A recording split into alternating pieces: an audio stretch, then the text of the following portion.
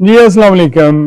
आज education system पे हम बार बार बात करते रहते हैं और मुझे इसलिए करनी पड़ रही है कि हमारे बच्चे जो हैं बहुत सारे इस परेशानी में हैं कि इस एजुकेशन सिस्टम में रहते हुए वो क्या सीखते हैं और बाहर जाने के बारे में सोचते हैं, और जब बाहर वो अप्लाई करते हैं तो स्किल उनके अंदर होता नहीं है। हमारा जो एजुकेशन सिस्टम है वो स्किल ओरिएंटेड नहीं है। हमें ये कोशिश करनी चाहिए और कि ये स्किल ओरिएंटेड हो। हम किताबें बच्चे पढ़ते रहते हैं लेकिन उन्हें पता नहीं होता कि ये क्या करें। इवन इंजीनियरिंग करने वाले बच्चे जो हैं उनको इंजीनियरिंग का प्रैक्टिकल नॉलेज नहीं होता, और जो मेडिकल में जाते हैं वो फिर आखिरी जो साल होता है वहां फिर हॉस्पिटल्स के अंदर जाके काम करते हैं, तो कुछ ना कुछ प्रैक्टिकल। बाकी तो साइंस में जो हमारे बच्चे हैं या आर्ट्स में बच्चे हैं तो वो तो बिल्कुल ही कोरे होते हैं और उनमें जो स्किल नाम की चीज है वो कोई नहीं है। तो जैसे वो निकलते हैं अपनी डिग्री लेके और बहुत सारे साल उसमें वो इस्तेमाल करते हैं। अब बीएस है तो 4 साल है, तो जिंदगी के पूरे 4 साल लगा देते हैं और 4 साल के बाद उनके हाथ के अंदर एक डिग्री होती है, कागज का टुकड़ा होता है, स्किल नहीं होता। और अब हम इसको चेंज भी नहीं कर सकते, अरबाब अख्तियार कर सकते हैं, उनके पास और बहुत सारे काम है। तो हम खुद अपने बच्चों को इस तरह से ट्रेन करें। सारे पेरेंट्स आ रहे हैं इस तरह पढ़े लिखे भी नहीं है और बहुत मुश्किल है कि वो इतना टाइम दे सकें, लेकिन बच्चों को गाइड जरूर करते रहें कि वो कोई स्किल सीखें, खासतौर पे जिस सब्जेक्ट के अंदर है उसमें स्किल सीखें। उसमें जो पॉपुलर अगर मैं एग्जांपल दे सकता हूं तो कंप्यूटर की दे सकता हूं कि कंप्यूटर जो है उसमें वो अगर है तो कंप्यूटर का स्किल सीखें। ये ना कि वो कंप्यूटर में उनको कहीं विंडो करनी और वहां उसको डिलीट करना आता हो, उनको कोई प्रैक्टिकली कोई चीजें सॉफ्टवेयर बनाने आते हों, वो उसको देखें कि हो क्या रहा है, दुनिया के अंदर क्या रहा होता है।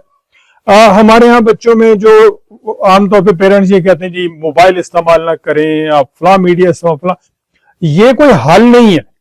आप बच्चों को करने से सिर्फ उनको गाइड करें कि आपने ये करना है, और जैसे वो किताबें पढ़ते थे इसी तरह आज का मॉडर्न मीडिया जो है वो ज़ाहिर है जो आपका इलेक्ट्रॉनिक मीडिया है वो है, तो उसको जब तक वो यूज नहीं करेंगे तो वो लर्न नहीं करेंगे प्रॉपरली, और जब तक लर्न नहीं करेंगे तो वो उनके अंदर स्किल नहीं आएगा।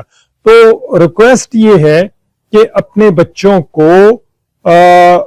एक स्किल ओरिएंटेड बनाए, ताकि अगर वो बाहर भी अप्लाई करें और बाहर जाते हैं जब, तो जाके वो एक अर्निंग हैंड बने और बाहर जाके लोग देख रहे होंगे जी ये बच्चा पाकिस्तान से आया है, तो इसका मतलब है कि ये शानदार काम करेगा।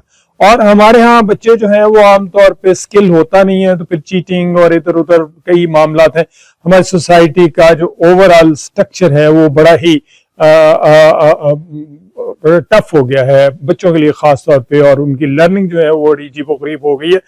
तो उससे उन्हें बचाएं, ये पेरेंट्स की जिम्मेदारी है, वो बचा सके। अगर हम देखते रहेंगे ना सिस्टम ठीक हो जाएगा, आइडियलिज्म हो जाएगा, तो ये मुझे नहीं लगता कि अगले कई सालों तक इस तरह की कोई सूरत डेवलप होगी जिस तरह की सिचुएशन चल रही है। तो अपने बच्चों पे आप भी तवज्जो दीजिए, आप भी अपने आपकी टेंशन भी खत्म होंगी और बच्चों की भी, और ओवरऑल सोसाइटी जो है वो मजमूई तौर पे जो है वो बेहतर होगी। बाहर भी हमारा जो नाम है वो अच्छा होगा। जो बाहर से लोग आते हैं उनसे मैं पूछता रहता हूँ कि पाकिस्तानियों की क्या वहां पर इम्पोर्टेंस है, तो वो ये कहते हैं कि जी वी आर सॉरी कि वो लोग जो है वो पाकिस्तानियों को इतना ज्यादा ना तो उनको जॉब मिलती है ना रिस्पेक्ट मिलती। वजह क्या है? वजह ये कि वो स्किल ओरिएंटेड नहीं होते और उनके अंदर कोई हुनर नहीं होता। वो सिखाने की कोशिश करें, वो जितना मर्जी पढ़े लिखे। हमारे यहाँ ये जो कॉन्सेप्ट है ना कि जो काम करने वाला वो कमी है और जो चारपाई पे पगड़ी बांध के बैठा हुआ वो चौधरी है, तो इसको हमने चेंज करना है। ये जब तक हम चेंज नहीं करेंगे तो हमारी सोसाइटी जो है वो किसी भी सूरत में दुनिया में, और यहाँ खास तौर पे आप अपने बच्चों की जो खास तौर पे प्रेशर है उसको भी दूर नहीं कर सकेंगे, अपने प्रेशर को भी दूर नहीं कर सकेंगे। अपना ख्याल रखिएगा। अगले इंशाल्लाह मौजू के साथ फिर हाजिर।